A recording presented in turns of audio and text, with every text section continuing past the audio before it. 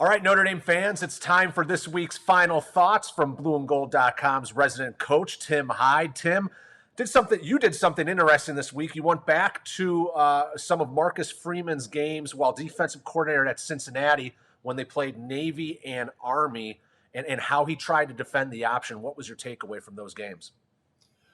He's really aggressive. It's Marcus Freeman. Marcus Freeman, doesn't matter if he's playing the triple option, wishbone, three running backs, or he's playing a four wide receiver, run and gun offense, which Notre Dame's faced the last couple of weeks with SC and UNC. He's going to come at you. He's going to attack. I thought he was really aggressive, and it's not so much all out blitzing. It's the way his front played. He would pop a linebacker here and there, but I thought they were really aggressive. And sometimes when you go against a triple option offense, you kind of, read, react, see the flow. Obviously you want to concentrate on the dive and the fullback, which has been a staple of Notre Dame since that horrible game in 2010. Coach Kelly and Diaco's first time seeing it. Ever since then, it's all about taking that fullback away. But I thought it was very aggressive brand of football. Because I was really interested because, they shut Navy out in 2018. So he shut them out. You shut out a triple option offense, you better watch that film. And they played outstanding football against a really good Army team in 2020 as well. And I just thought he was really aggressive, and it was just the nature of the style of defense. And I think we're going to see that same thing. A lot of what we saw against Wisconsin as well, playing a lot of 4-4, a 5-2 type of concept. I think we're going to see against Navy on Saturday. I want to ask you about Kyle Hamilton, because 2 years ago when Notre Dame played, Hamilton started to show that unbelievable ability to fly into the backfield and make tackles in the game against Navy, and they don't have him this week. No. And it's almost like you're starting to, how do you grasp the concept of no more Kyle Hamilton? Yeah. Is that a reality? Is that something that's going to happen? And, and it's that old saying, enjoy it while you have it. Right. And It's been a joy with Kyle Hamilton. Not saying he's out, or is he going to, is he done and he's going to close up shop and whatnot? But what if he does, but at the good, trying to say is that they've won 2 games without him. Yeah. I mean, let's look at it like that. He's he's the best DB in the country. If he was healthy, he's going to win the Jim Thorpe Award. He's going to be first team All-American. He's going to be a finalist for the, Bednarik Award, all of those things. But he hasn't been there for 2 games. He's going to miss a third game. And is he going to be back for Virginia, which is going to sling that ball all over the place? We'll find out. But at the end of the day, it is, it's tough because he's a great perimeter player. Just look at the plays he made, the Purdue 4th down play. You're not going to have that guy in the alley, which is going to go back to, the DBs. You're going to have Houston Griffith, DJ Brown play a major role. And when you lose a Kyle Hamilton, it goes to depth. And we saw that against UNC where they played Isaiah Pryor. They had to move an outside backer back to play safety, which is a depth issue. So it's going to be interesting to see what they do against Navy on that perimeter. What are your thoughts now after 8 games on the offensive line? In fact, quite a bit of talk from Brian Kelly today. Our very own Tyler Horka asked him specifically about Andrew Kristofik. There was so much attention on the left tackle spot, right? So much rotation there throughout the year. But really, Kristofik's been a huge part of everything kind of settling down. Well, you know what? I did not watch Coach Kelly's press conference yet today, but I actually, I posted that the other day on the message board. Watching the film, I know Joe Alt's getting all the credit in the world. Patterson's playing better because, Alt's the freshman. He's the left tackle, the 4th one who's kind of solidified that group. But I posted the other day, me personally, I think it's been Kristofik. Yeah. I really do. You going back to the Cincinnati, the Cincy game, same thing with Joe Alt. They've both been out there since that 3rd quarter. Alt started and they benched Madden after I think the 2nd or 3rd play in that 2nd drive in the 3rd quarter. Kristofik came in. He hasn't been off the field since. So They obviously saw something in him to where he's a mainstay now on the interior. And there's something about him. He's really physical. He's really aggressive. And he holds on to blocks a lot longer than obviously Zeke was doing.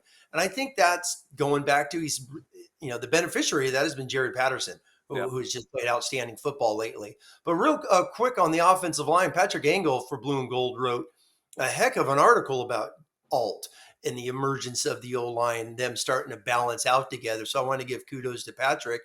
And the quote in there was from Christophic, which I think speaks volume to the improvement up front, is communication. Mm-hmm. We talked about this a couple of weeks ago. It sounds cliche, but it's true. And his quote, Christophic's quote was, Joel, every single play is screaming something out, like the front, what he's seeing, and it's just trickling down the line. And they're just, it's a group of five that is really playing good together here these last 3 games. You just mentioned you have not yet watched the Coach Kelly's remarks from this afternoon or at noon, but the biggest news takeaway from it was about the college football playoff poll, the rankings as they stand right now. Notre Dame coming at number 10. Coach Kelly says he's not losing sleep over it, and it is early, but he did say he was surprised. Not only at Notre Dame's ranking, but at Cincinnati's ranking at number 6. Tim, I wanted to get your thoughts on where Notre Dame stands at number 10. Yeah, it's probably, I mean, they were going to be somewhere in that 8 to 10 range, I guess. I mean, I was not surprised in an uproar or whatnot. I look at it as they're in the conversation, and they're going in November. They're in the conversation again. They've been in this spot since 2015. They were in it. 20, obviously 17 before the Miami meltdown there in South Beach, they were in it. And obviously in 18 and 20, they made the playoffs. So this is the 5th time now where they are in the conversation in November. And as a Notre Dame fan, as a Notre Dame program, it's where you want to be. You want to be in the talk. You want to be heading towards the playoff, heading towards a national championship type of, goal for that season. And, Brian Kelly's played for 3 of them, so to speak. So this is great. It's great for recruiting, for obviously, you guys with the great commitment last night and moving forward, that's happening for Notre Dame. This is where the program is. You want to be in the conversation in November, and they're in it again. And you know what? They've lost a game. I look at it just real quick is they have 1 loss. Sure, it's Cincinnati, a heck of a program, but it's a non-Power 5 program. That's their 1 loss. Right. And when you look at some of the other teams, losses ahead of them is Michigan has a loss, but it's a top 4 team.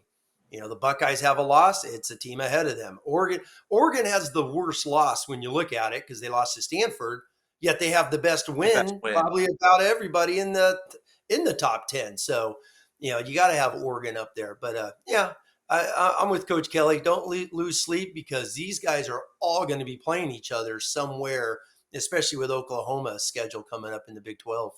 Yeah, the commitment that you referenced, Drake Bowen, in-state commitment, but highly ranked nationally out of the Maryville, Indiana area, defensive player in the class of 2023. Big news for Notre Dame football recruiting. Let's talk predictions, or at least what you think might happen on Saturday. Tim, I submitted my prediction 2 days ago. I have Notre Dame 38-20. I don't see, and I have 2 reasons for that. One, when Navy beats Notre Dame, it's usually because Notre Dame has a mediocre team and Navy has an absolute stud somewhere in their offensive backfield, whether it's quarterback or fullback or running back. And I don't see either of those scenarios for this game. So I'm taking Notre Dame winning comfortably within the spread by 18. Yeah, with the Navy game, Greg, there's going to be a natural letdown. There just is. They're 21.5-point favorites. That's a big spread, for Notre Dame, I think. And then on top of that, you have 5 straight really, really juggernaut football games that they've played. You're going Wisconsin, you're going Cincinnati, and then the big night game and, energy intensity with Va Tech, had to regroup on the bye week, have made changes in the O-line, which has led to back-to-back big, intense recruiting, high energy night games against SC and North Carolina. And now you're going against Navy. There's going to be a natural of a letdown. Navy's going to chop block. They're going to cut you. They're going to fullback dive you. They're going to crack back on you. They're going to do all that stuff no one likes to play against these days. And it's going to be tough. But at the same time, I think this is going to be, which you've mentioned a ton, Greg, is that program game. I think Notre Dame's there. I think they've been playing their tails off since the 2016, meltdown season. They've won this game by an average of 40-20. I think we're going to see a similar type thing. I'm hoping Notre Dame spreads them out. And because, one thing with Navy is they want to play in a phone booth. They want to grind you. They want to go straight ahead. That's both sides of the ball. They want to play physical football. And I'm hoping Notre Dame plays a little cat and mouse. Chase me, catch me if you can, go spread, go perimeter, go one-on-one football. And I'm looking for a 41-23 Notre Dame victory this week. All right. We both predicted Notre Dame by 18 points. So there you go. Nice. Tim, we'll see you after the game. It won't be at midnight this week. That'll be nice. Yeah, that will be very nice. We'll be able to do the show and then actually watch some other college football for more than 30 minutes or so before we have to go to bed. So You got it. Look forward to it. Yeah, appreciate your time. We'll talk later.